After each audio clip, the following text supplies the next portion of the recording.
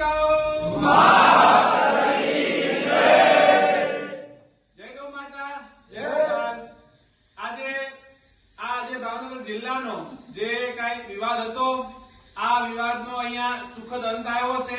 બંને પક્ષે બેસી અને સંપૂર્ણ સંતોના સાનિધ્યમાં સંતોની મધ્યસ્થી થઈ અને આનું આપણું એક સુખદ સમાધાન થયું છે। એ માટે સર્વનો આપણે આભાર વ્યક્ત કરીએ છીએ। હવે વાત રહી આપણી જવાબદારી।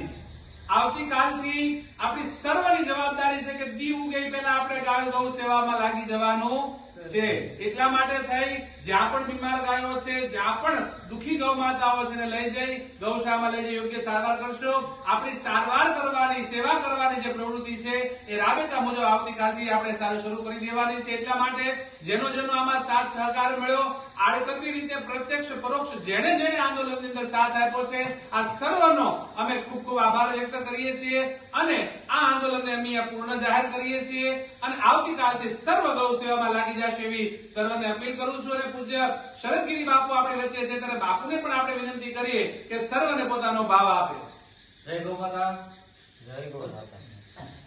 બધા ગૌ સેવકોને વિનંતી કે કાલથી આપણે આ ગૌ સેવા શરૂ કરવી, જે આપણે એકબીજાને અણગમ છે આ બધું હાલ્યું હતું એનાથી આપણે શાંતિપૂર્વક નિર્ણય આવી ગયો છે એટલે આપણે કાલથી ગૌ સેવા શરૂ કરી દઈએ।